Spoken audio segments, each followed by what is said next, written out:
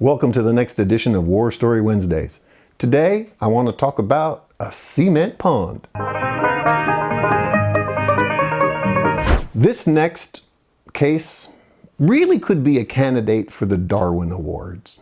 At least I think so. It's also a case that gives personal injury lawyers a bad name, and of course that spills over to all of us who are in the legal profession. It is a scenario where a property was owned by a bank. It was an REO asset. And once a bank owns a piece of property, it does a bunch of different things to make it as least troublesome as possible, including draining the swimming pool. And that's what the bank did here. Now, the real estate agent did exactly the right thing, and in the multiple listing service said, "Caution around empty pool." Right? You want to let everybody know that there's a pool there. But not only was her note that said caution, there was the fence around the pool itself.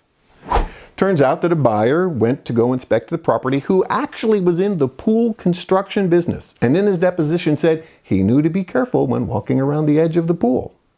So he and his wife were looking at the property. They go to the backyard. They look at the pool. He sees that it's empty. And then he sees the fence. Not the fence around the pool, but the fence around the property.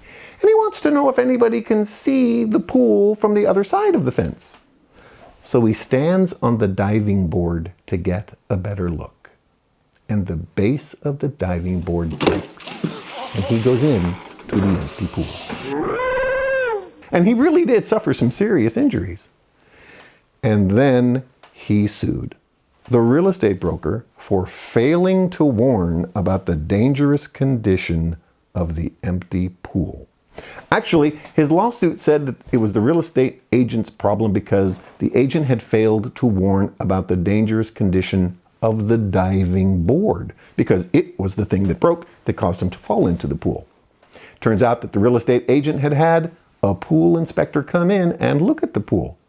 And there was no notification of any risk to the diving board or the base of the diving board.